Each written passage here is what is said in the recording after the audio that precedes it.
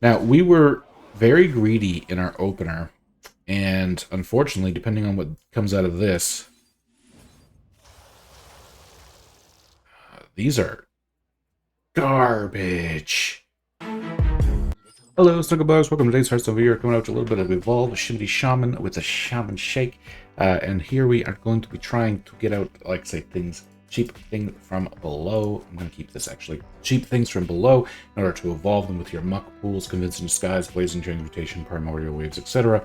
Or getting out a Pack the House and doing the same thing to get a bunch of big board basically really quick and really easy. Yeah, that's pretty much it. I mean, obviously you have the Baroness Vaj as well, who is right over here. If this would transform, you basically summon a copy of the copy that we need instead. So say you play the Baroness Vaj with the Muck Pools on the board. It's basically you get the 4 cost and you get a free 5 cost card on the side. Then if Baroness Vaj survives, or if you have enough mana to also play Blazing Transmutation, you repeat that effect. Now, it either looks like we are playing in a mirror, or they're going to be playing straight up Totem Shaman. Either way, this should and could be interesting. Jukebox or Jukebox, the options are limitless. Let's get this little Jukebox, get us a little 1/1 recruit. Now, we are not playing things like Bloodlust in this deck, so obviously, like, this board looks probably more threatening to them than what it is. We do have the Backstage Bouncer, so next turn, for an example, we can swing, play a Backstage Bouncer to turn one of our many things, probably the Healing Totem currently, or depending on what other totem we may get out of the Chisel, into a Frog. Nice little 4 mana, basically 8/10 in stat line because the totem isn't fantastic. Is a pretty good card in my opinion. We've played this once before, and I believe it was Khaled who originally had potentially requested us trying a Shaman deck with Backstage Bouncer in it, and I am glad to see that it's finding its way into other decks. Ouch.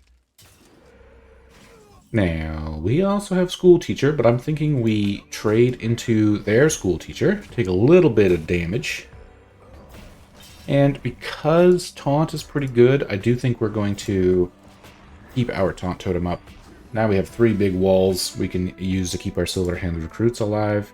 I believe the Totem Carver can summon a Mana Tide Totem, which is probably what we'll be hoping for in order to get some draw online, is what I'm getting at. Okay. I feel like we're going a lot faster than they are, which is great. Now, to be fair, if they are the more Totem Shaman-y side, they might have Gigant Totems that they'll be able to play in a couple of turns. They also got the Jukebox Totem. We could even trade, and then, because when they transform, they actually effectively heal themselves. So I think we're going to do these trades, and then transform this damaged Froggy into into Kangor the Dancing King. And then I think what we're going to want to do is hit them in the face in order to turn this one into a frog as well. Get us our wall of frogs. Now, the only kind of downside actually to picking Kangor there, I suppose the lifesteal and the constant cycle is great, but a lot of our cards are battle cry, so we did kind of maybe jump the gun on that a bit, but it's exciting to see such a pretty card. Oh, okay. Let's see, 3/5 with charge that ignores his taunt. That's pretty good. It's all of our creatures ignore taunt too, right? Is this actually just worth, let me see, let's play School Teacher to draw, and this is whenever a friendly creature dies. What are you? Sorry, I got a lot of, at the end of the turn, deal 2 damage to your hero. So we could, in theory, do what? 3, 4, 9, 13. We could actually do 16 damage to their face, but I'm kind of thinking I don't want to take that damage. And then, because we're now deciding to effectively go value, I think we are going to do it this way. I know that's a bit strange, and maybe we could have set them up to lethal, but if their deck is the same as ours from looks of things, which it is very board heavy. So the fact that we've now cleared their board really just continues to set us up for pushing for lethal in future turns. Tour guide, primordial wave again. Nope, thing from below. Okay. Again, I ignore taunt now, so let's see. This is a tricky one. Okay, as I say, this is a bit tricky. This might fall into, I am thinking about making a video on top mistakes, and really that's one of the ones that I'm going to be talking about, is like when to push face and when to hold back. So if you have any suggestions on what I should have probably done there, please let me know in the comments down below, and let's go hop into another game. Okay, so this time I do want to keep Astalor. Tough hand. We're going to be greedy. I'm going to get rid of Astalor, actually, because we're going to try to aim to infuse Convincing Disguise before we get to turn 8. Ouch. So that way we can effectively pack the house Convincing Disguise all in one turn, which I think is kind of the purpose of like the kind of combo. That way you can play effectively an 8-drop, a 7-drop, a 6-drop, and a 5-drop all in one turn, and just sort of hope that that's too much for your opponent to deal with. That being said, we do have the Baroness Vaj here with us today, so it may be on turn 5. We may just want to play Baroness Vaj and basically get a 4-mana drop and a 6-mana drop all in one go. Maybe we'll have to wait and see what the board state looks like. And again, maybe the plan is we wait until we play enough totems to get Thing from Below to 0, and we Thing from Below Vaj, Convincing Disguise, or Thing from Below, Pack the House, etc. We do now have enough to Totem and Tour Guide. So next turn we can Tour Guide for free, or Hero Power for free, which is pretty sweet. But it's going to leave us in the spot of the Baroness or the Convincing Disguise. We're definitely going to just get completely swarmed out here by Mecha Sharks and a bunch of cheap minions here in a couple of turns. Luckily, if we don't die to that, we do just have Primordial Wave that we can get rid of these security automatons from.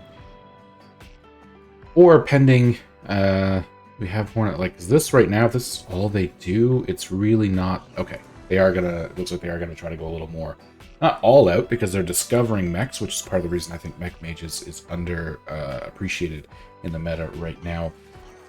But we should just be able to, I think we will Totem for free, play the Thing from Below, and Primordial Wave. That's like one of the best 2-drops in the game, which is unfortunate.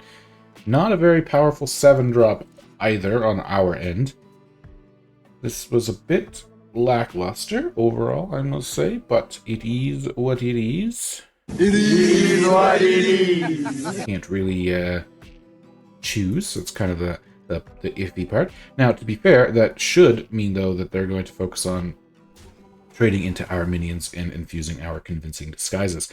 We will have a Horn of the Windlord, which we also were asked, honestly, probably way too long ago, so apologies it took me this long to get it in a video, but we were asked to try to play a Shaman deck with the Horn of the Windlord, so here we go. We'll at least be able to play that on our turn here as well. Oh, and then ping your own sheep. Yeah, we'll just, almost a shame to use that. I'm not going to hit this minion. Oh, I don't really, now that these are infused, I don't really want to play that with the Vaj. But I think we just Horn of the Windlord, hit this one, and hit face. Yeah.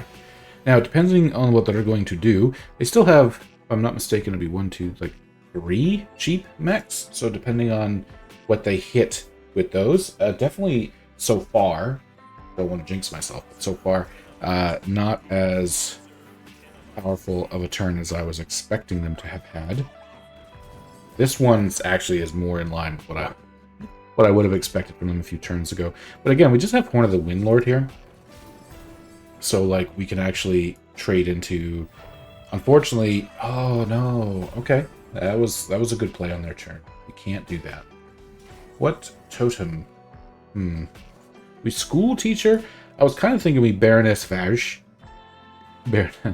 Just to get it out there, force them into wanting to attack it, but now I'm thinking we School Teacher in hopes to find something that can maybe deal with this. I mean, that's another one that we could potentially hit with the Baroness later. We could also really, I think, just transform this into a random 3-drop is probably a lot better than what they currently have. Let's smack over there just to clear that up. Is that better? I think it might be, as weird as that kind of looks. Give them a random 3-drop. And we're just going to give them this Murloc. Give me, hopefully, a Taunt Totem? Yeah, Taunt Totem, baby. Now, next turn, we get our pop-off turn that we so desperately wanted, and hope that they cannot completely wipe us out. Their hand is pretty small, to be perfectly honest, so hopefully they take some trades. Mothership, that's a bad refill, like bad for us. It's not the great of a turn. Now, we were very greedy in our opener, and unfortunately, depending on what comes out of this, these are garbage. Oh, wow. So this this could be the downside of playing Evolve Shaman is, you know, you put all your eggs into the one basket, and that's one of the best, or one of the worst 8-drops, one of the worst 7-drops, and one of the worst 6-drops, and a 3/3/5-drop. So just to show you some of the things that can happen, I know that, you know, maybe we should be trying to show off the extreme good cases here, but this deck has been being talked about quite a bit lately, and I guess I just want to show off that it can definitely be RNG based, which up to you if you enjoy that kind of thing or not. If you do enjoy the video and watching us suffer through that RNG, like, comment, and subscribe, and I'll see you in the next one.